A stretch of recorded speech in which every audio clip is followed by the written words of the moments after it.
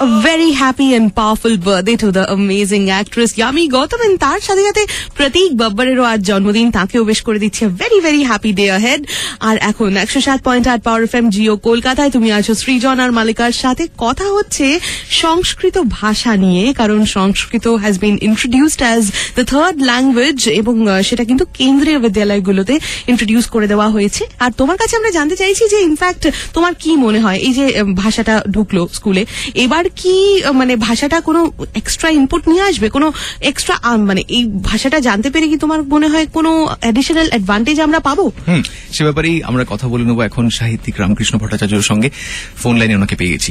আমাদের সঙ্গে এখন প্রখ্যাত সাহিত্যিক রামকৃষ্ণ ভট্টাচার্য ফোন লাইনে। ওয়েলকাম টু পাওয়ার এফএম জেঠু। হ্যাঁ, থ্যাংক ইউ সৃজন। তোমাদের এই প্রোগ্রামটা শুনছিলাম, হ্যাঁ, আর মজাই লাগছিল মনে মনে। Thank you so much. প্রথমত সংস্কৃত ভাষা বলে কোনো ভাষা নেই, এটা সংস্কার করা হইয়াছে এমন, মানে বেদের যুগে যে ভাষাটা ছিল সেটা হচ্ছে ছান্দস এবং প্রাকৃত। ছান্দস ভাষাটা সম্বন্ধে এখন সেভাবে জানা যায় না। প্রাকৃত ভাষা ছিল বিভিন্ন জায়গায় বিভিন্ন রকম, সেটা পানিনি বলে একজন ভদ্রলোক, তিনি এইটাকে সংস্কার করেন, তাই বলা হয় সংস্কৃত আর কি। সেটা যুগে যুগে যুগে যুগে সংস্কৃত হয়েছে। পতঞ্জলি করেন এটা সংস্কার, পানিনি ছিল, ভক্ত ছিলেন, কিন্তু পতঞ্জলির সঙ্গে পানিনির অনেক ডিফারেন্স আছে আর কি। আরো অনেকে করেন আর কি। এবং সবচেয়ে মজার ব্যাপার যেটা হচ্ছে, এখনো পর্যন্ত কর্ণাটকে যদি যাও তাহলে মাট্টুর আর হোসিয়ালা বলে দুটো ভিলেজ আছে, মানে গ্রাম আছে আর কি, সেখানে কিন্তু সংস্কৃতে কথাবার্তা হয়। এবং সেখানে কিন্তু কম্পিউটার ইঞ্জিনিয়ারিং থেকে আরম্ভ করে সবকিছু সবাই কিছু পড়ে, এবং পড়ার পরেও কিন্তু তোমার এই সংস্কৃত ভাষা নিজেদের মধ্যে কথাবার্তা হলো মাট্টুর। আর একটা কথা বলি যে আমাদের এই ক্লাস 7 ও 8 এর এই বিদ্যে দিয়ে কিন্তু ক্লাসিক সাহিত্য পড়া যায়। ক্লাসিক সাহিত্য পড়তে গেলে যে পরিমাণ দক্ষতা দরকার, সেইটা দক্ষতার জন্য ভালো করে ব্যাকরণ পড়তে হবে। পানিনি শিখে কিন্তু ব্যাকরণ, পানিনি পড়ে কিন্তু সংস্কৃত ভাষা শেখা যাবে না, সংস্কৃত শিখে পানিনি পড়তে হবে। তো পানিনির মধ্যে যে ব্যাপারটা আছে, 3478টা সূত্র আছে, সবকিছুর মধ্যে উনি নিয়ে এসছেন, নিয়ে এসে তারপরে সে সংস্কৃত ভাষাটাকে প্রচার করেছেন। এখন সংস্কৃত ভাষা আমাদের জানা দরকার এই কারণে, এই সংস্কৃত ভাষা যদি ভালো করে কেউ না পড়ে তাহলে কিন্তু আমাদের যেসব, মানে খালি রামায়ণ মহাভারত কেন, অনেক অন্যান্য শাস্ত্র আছে। তুমি কি জানো যে বডি কাইনেসিস সম্বন্ধেও কিন্তু সংস্কৃত ভাষায় লেখা আছে, এবং বিভিন্ন তন্ত্রশাস্ত্রে তোমার কিভাবে কনসিভ করতো মেয়েরা এবং কিভাবে তার হতো, মানে ডেলিভারি হতো, এসব কিন্তু বলা আছে। সেটা যদি আমরা ডিসাইফার না করতে পারি, এবং সংস্কৃত আর একটা মুশকিল হচ্ছে সন্ধি ও সমাসের খেলা, এটাকে ঠিকভাবে যদি ডিসাইফার না করে যায় তাহলে এক এক মানে হয়ে যায়। এটা মানে একদম নতুন একটা দিক খুলে গেল কিন্তু আমাদের সামনে। কত কিছু জানতে পারছি আমরা ওনার কাছ থেকে, একদমই আরো জানার ইচ্ছা রয়েছে। হ্যাঁ, কিছুক্ষণে আরেকটু কথা বলে নেবো ওনার সাথে। এটা ছোট্ট ব্রেকের পরে আবার ফিরে আসছি। সঙ্গে থাকো আমাদের সঙ্গে, মানে মালিকা সৃজন ডুয়োর সঙ্গে জিও কলকাতায়। 107.8 পাওয়ার এফএম শুনছো জিও কলকাতা, মালিকা আর সৃজনের সাথে। 10টা বাজতে চললো অলমোস্ট, শেষবারের মতো চলে এসেছি আবার জিও কলকাতায়। আবার ছোট্ট একটি আড্ডা মেরে নেবো সাহিত্যিক রামকৃষ্ণ ভট্টাচার্যর সঙ্গে। ওনার কাছ থেকে এত কিছু জানতে পারলাম একটু আগে। আবার উনি একদম নিজের জ্ঞানের যতটা আমাদেরকে দিতে পারেন, এখন এইটুকু সময় কতটাই বা বলতে পারবেন, বাট যতটা পেরেছেন আমাদের সঙ্গে শেয়ার করেছেন। আবার একটুখানি কথা বলে নেবো ওনার সাথেই এখন।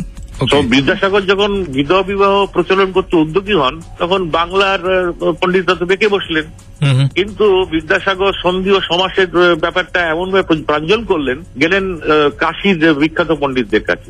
ওনারা কিন্তু বিদ্যাসাগরের যুক্তিতর্ককে ফেলতে পারলেন না, তখন এটা সিদ্ধ হলো, বাংলার পণ্ডিতরা এটাকে মেনে নিলেন, বাধ্য হলেন না। আরো একটা মুশকিল হচ্ছে সংস্কৃতের উচ্চারণ। সংস্কৃতের উচ্চারণ আমরা দেখবে পুণ্ডরীকাক্ষ বলি, কিন্তু অ্যাকচুয়ালি যুক্তক্ষ যেটা আছে, বা অনেকে ক্ষীয় বলে, এটা ক এবং স মূর্ধন্য স দুটো দিয়ে, সুতরাং সেজন্য মিলে পুণ্ডরীকাক্ষ উচ্চারণ হবে। তো সেরকম আরো অনেক উচ্চারণ আছে, সেই জন্যই সংস্কৃতটা শেখা দরকার। এবং দূরদর্শন কিছুদিন আগে সংস্কৃতের সংবাদ চালু করেছিল, সেটা প্রাঞ্জল সংস্কৃত চালু করেছিল। আমাদের দেশের এই সুপ্রাচীন একটা ভাষা, এটাকে আমি এটা কৃত্রিম ভাষাই বলবো, কেন তখনকার দিনে এলিটরা এই ভাষাটা ব্যবহার করতো, এলিটরা ব্যবহার করতো, সাধারণ লোকেরা কিন্তু এই যেত না।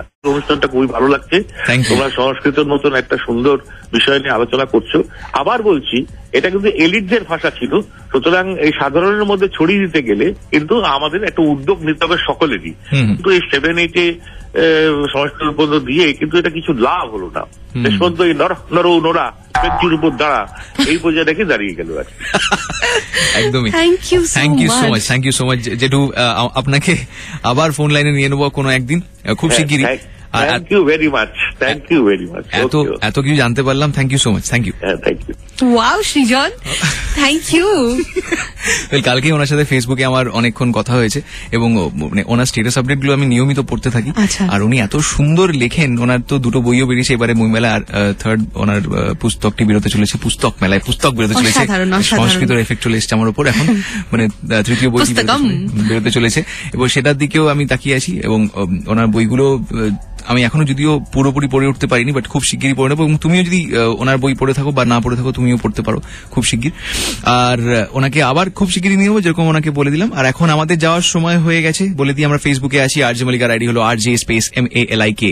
সৃজনের আইডি হলো SRIJAN_GUPTA। আর হ্যাঁ, যাও যেতে যেতে তোমায় বলে দিই সুদি নমস্তু, মানে হ্যাভ আ গুড ডে। কাল সকাল 6টার সময় আবার আসবো নিয়ে জিও কলকাতা। ততক্ষণ তোমায় বলি 1 2 3 টাটা।